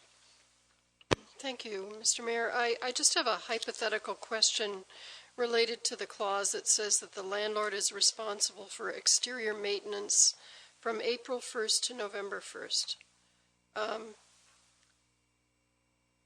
Could you elaborate on what that means? If something terrible happened to the outside of the building, I'm assuming we would do something about it if it happened March 15th. Yes, certainly I can tell you we've done a little bit of landscaping over the last week, as well as we've had some ice accumulate in front of the building. So yes, we go above that clause, but seldom is that required. We use our outdoor services for cutting the grass and landscaping when we have a majority of student staff on, but outside of those hours it's seldom required. Okay, any further questions? All in favor? That's carried. The next item is a Community Service Parks and Recreation Staff Report, and it has to do with in-ground waste containers for parks, and our Parks Manager, Frank Burrows, will present. Good evening. Thank you. I prepared the report. I will not read it. I'll just cover some highlights. We do have considerable amount of waste collected in our parks, open spaces, and it's a fundamental basic need to collect it. And if we don't get it right, it really sets a poor image for the community. So I've been looking at how we can improve how we manage our waste in our public spaces, and many communities across the province are shifting to these in-ground waste containers, which I've identified the benefits of them in the report. So I'm suggesting that we do a small pilot project in 2018 to experiment with them to see if they're useful in the town of Saugeen Shores.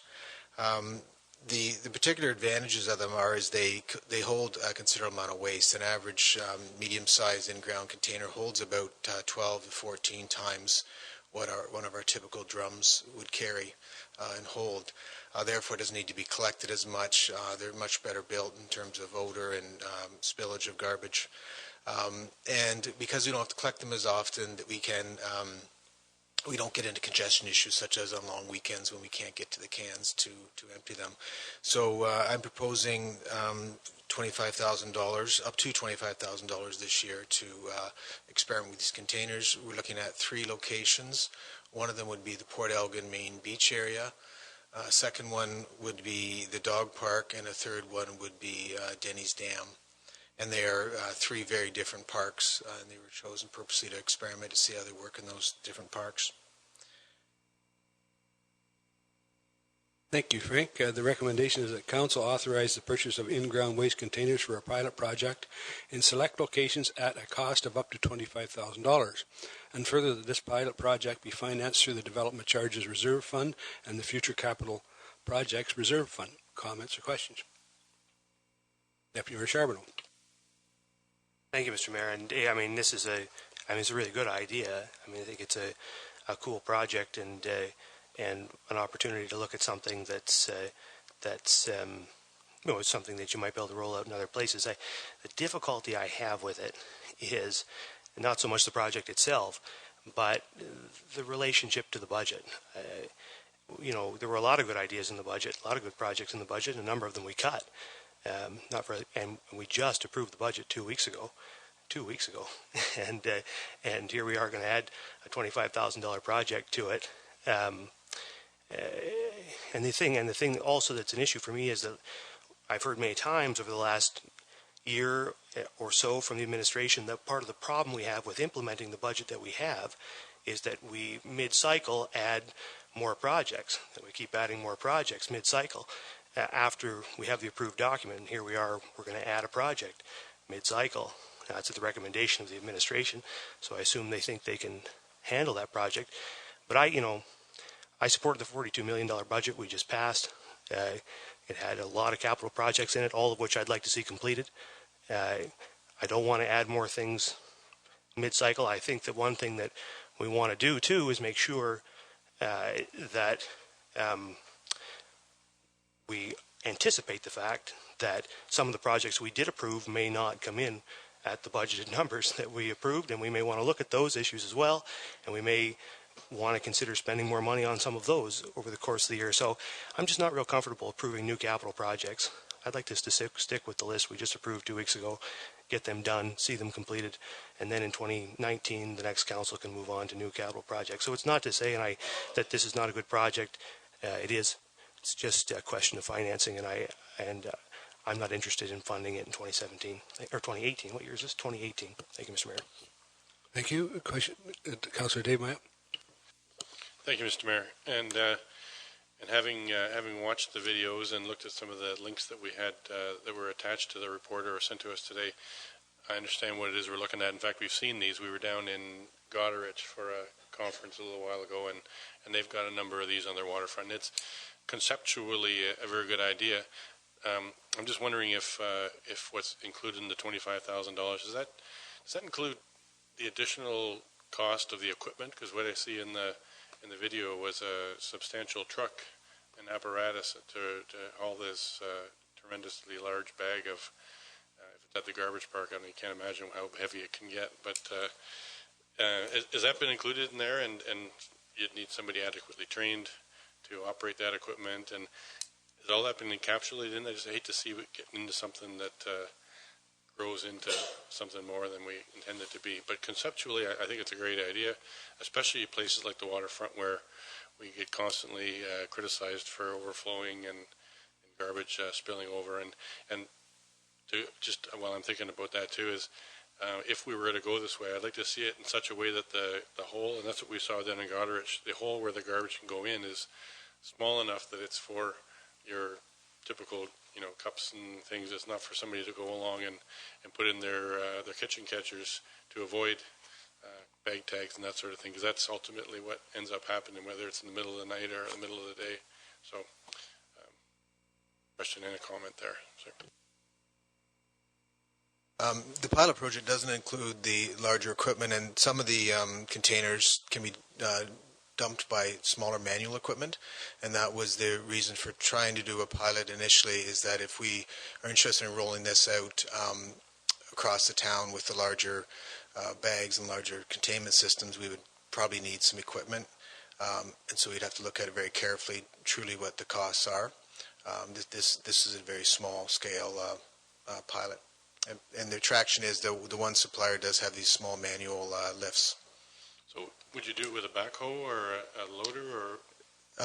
You can, or you can do these manual lifts that can be attached to a pickup truck.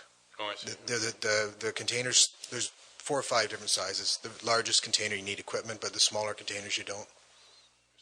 I see. Yeah. Is that included? Is it included in the $25,000? Yeah, the small manual lift is. Yeah. Yep. Councilor Minaj, and we'll get. Yeah, thank you, Mr. Mayor, and Deputy Mayor makes a really excellent point, of course, and my consideration would be maybe it's equally as obvious that some of those very good projects that they're already being reskewed and rejigged, and they're finding out that they're not as expensive as we thought, and maybe some of them are more expensive than we thought. But is there an opportunity to say yes to, and again, I'm sure it's economies of scale here, but the one on the Port Elgin Main Beach would be really appreciated by many people if that was, so my comment, I guess, is if staff could come back and say yes to one, and yes, it should go on the main beach, and yes, we already have some funds that we think are more appropriate, redirected from a different project. So it's in keeping with the Deputy Mayor's thinking and thought process, then maybe we could support it, and I would like to.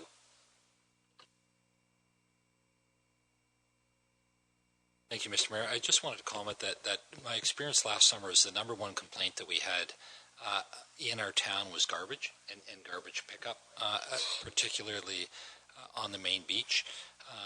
We know that based on the report, we're doing 1,000 tips a week. It's very labor intensive. Staff have looked at, I think they've done a good job at looking at solutions that other municipalities are using. We are not in line with our budget cycle. The staff start working on the budget many months before council sees it. So our budget cycle is probably 11 months long. You may be seeing that for a short period of time. So we haven't aligned that. If council doesn't support this, we would defer the project until 2019, and that's certainly an option for us. Then we'll have a pilot in 19, and then we'll have full implementation in 2020. Our research has been very positive on this.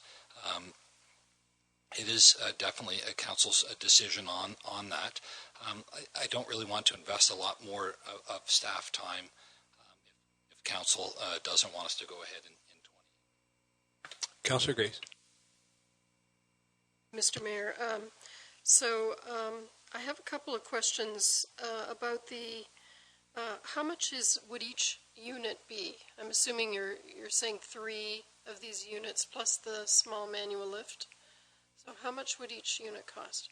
What I would consider the medium-size units are about $1,000 to purchase each, and then there is installation.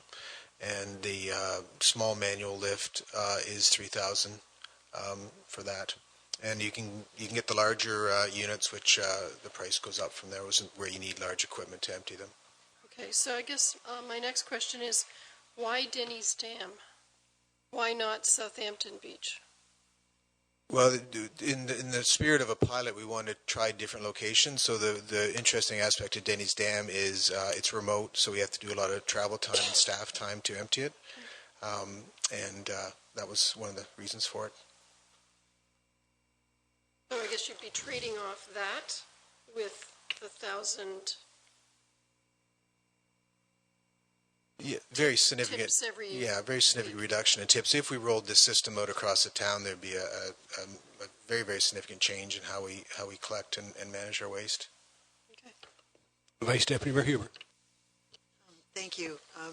I understand what the Deputy Mayor is saying. I'm curious to know, there should have been an amount in the budget that was there for replacement or something to do with garbage receptacles right now. Do we know what that number is?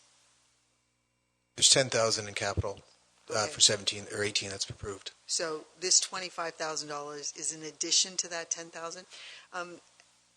The reason why I asked that question is that, over the years we've had so many good ideas about garbage collection, and we did try some cans that were colored blue for recycling, and we didn't put them side by side, but we got them out there, and we never ever sort of really saw that pilot through or saw how that might work better. And I guess we need to do something, and I'm disappointed too that we didn't have a chance to talk about this during the budget cycle, because this I think has the greatest potential. I'm curious to know if you were to get the particular size that you're talking about, the medium-sized units, if you put them in a particular location, and the pilots seem to have some success, are they sort of permanently sited, or are they easy to sort of remove and situate them somewhere else in a following year? Or once they're in, are they in for like a longer period of time? I'm curious to know that.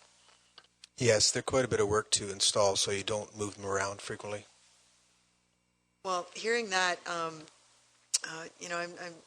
was leaning towards being supportive, but the Port Elgin Main Beach, we keep talking about this big plan for it, and I guess now I'm a little concerned that if we put something in there that has a bit of permanence to it right now, without having really rejigged the parking lot or even thought about potential amenity situations with the gazebo or whatever, some of those,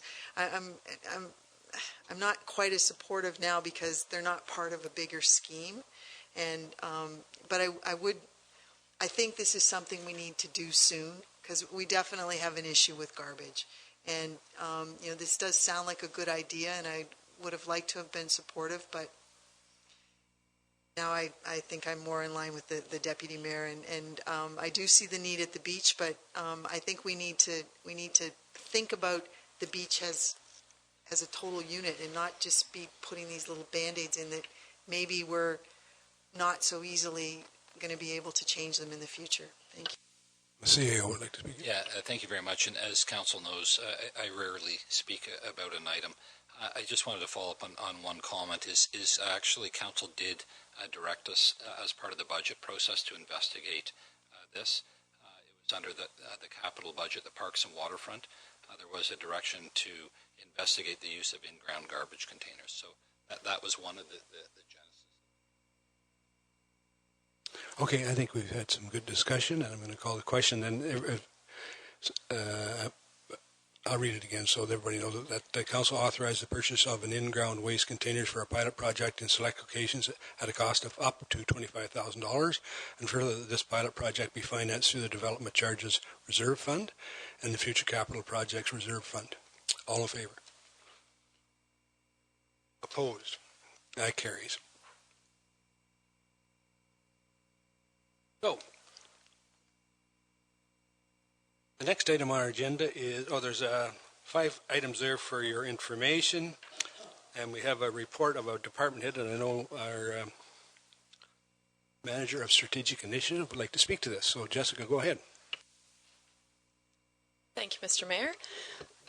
I have an information report on the developer staff working group. So this working group is our developers and developable land owners that we've invited to the table. So we formed this group in 2017 and we meet quarterly. There's about 20 stakeholders that come to the table and they meet with the developer development coordinator, Jay Posner, and myself. So this report's on behalf of Jay and I. So the group really does have 2 objectives, and it's to come together and to increase the communication between the municipality and our developers. Also then the second objective being for them to have the networking opportunity. So it's been very well received. They're very highly engaged. The turnout continues. We did do a survey at the end of last year, which proved to be very positive. So we're moving forward with 2018 planning. Our first meeting is scheduled for next week. We've got a nice full agenda, and Fanshawe College will be joining us, as you heard earlier. So we're looking forward to continuing this group. It's been very positive, and there's no financial impact. Thanks, Jessica. I hear a lot of good comments about this initiative that we started from developers and from people in our community, so I think it was a great initiative to start. I think it's really helping us move along with some of the issues that we're dealing with, because there are a lot of things moving real fast here, and it's nice to see that we're, I think, at least prepared and prepared to help our developers. Councillor Mayette. Thank you, Mr. Mayor, and once again through you. It sounds also very exciting. It sounds like there's a need for it in the community. Also, obviously, we have a number of developers and probably more coming online that are going to be looking at building different types of facilities in our town.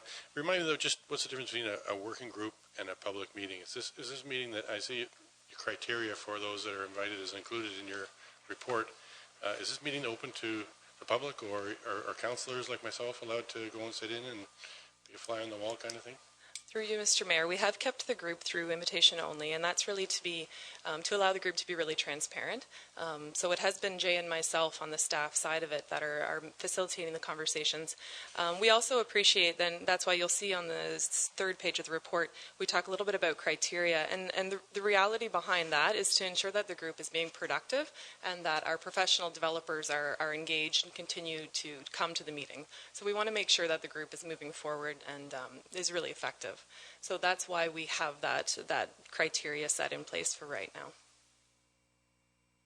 And we can certainly look moving forward to include the staff side of it, but that's how the model has been for 2017. Correct. Okay, Deputy Mayor Charbonneau. Thank you, Mr. Mayor, and thanks for that presentation. I just wonder if you could just maybe let us know. I mean, you've been talking to these developers now for quite a while, and you've had a lot of give and take with them. I wonder if you could just give us an idea of what some of their big concerns are with the things that we're doing. I mean, what are maybe give us the positives and the negatives, things we could do better, maybe things council could be doing better. Yeah, absolutely. Through you, Mr. Mayor.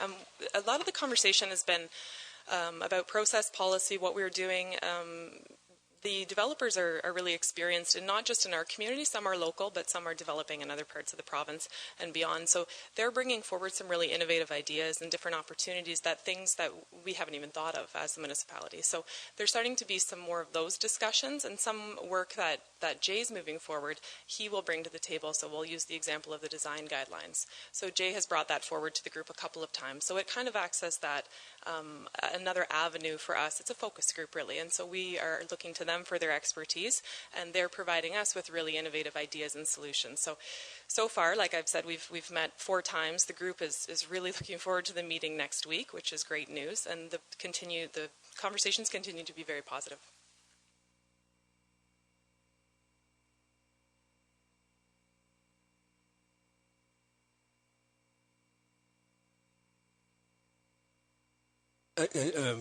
I just got to note that one of the things that they continue to bring up is the resistance to a multis or affordable housing that we're seeing in our community. Maybe you can comment on that, Jessica. Yeah, absolutely. So there has been some discussion around our targeted development that we see in the Economic Development Strategic Plan, and there has been a little bit of that discussion on how can we work better and how can we limit that resistance to see some of these projects move forward. So it's been very transparent in the room, and it's very candid, and the conversations are helpful for us, but it also allows the developers to know that they're being heard. So we are certainly compiling that information as we can and bringing it to the senior management team. Thank you. So that's, Councillor Grace. Thanks, Mr. Mayor. Just a follow-up on that. Are you talking about real affordable housing, or are you talking about less expensive housing than sort of big monster homes and stuff? Sorry, through you, Mr. Mayor, at the group? Yeah. Yeah. So we talk about everything. We talk about not just residential, but we do talk about commercial development as well. And so we have talked about affordable housing. In one of the previous agendas, we talked about Bruce County did come in and talk about some of their models of housing as well. So we really do talk an array of opportunity, but not just residential, the commercial side of it too. Thank you. Councillor Minaj. Not to miss an opportunity, but this affordable housing, once again, my understanding is that the county has a substantial lead role in it, and we're actively busy and involvement, and there may be even some roundtable discussions organized in the future. Is there something that can be reported to us in next month that tells us that as a community that we can have meaningful affordable housing discussion, that people can understand that as leaders that we're actually working on solving a problem and doing something about it, as opposed to right now it seems to be peripheral talk, and I don't object to that. I think I would encourage more of it, but I'd like to see something a little more tangible that either comes from leadership from the county or leadership from us and our staff that says this year in 2018 that there will be some kind of opportunity for a healthy, affordable housing discussion.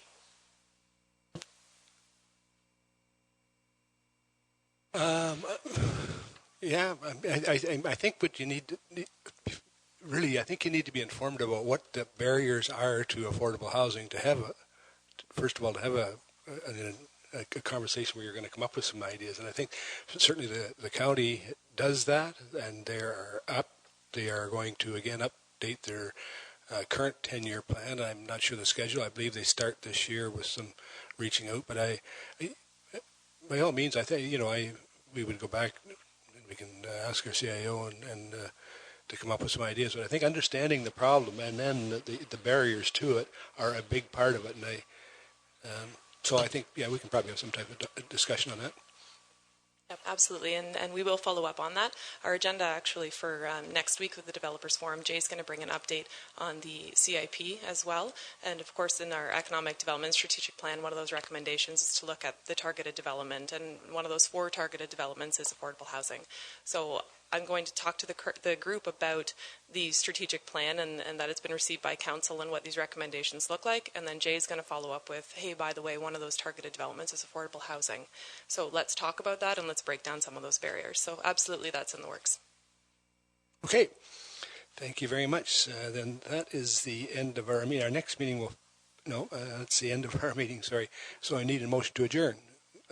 Deputy Mayor Charbonneau and Councillor Grace. All in favor? We're adjourned.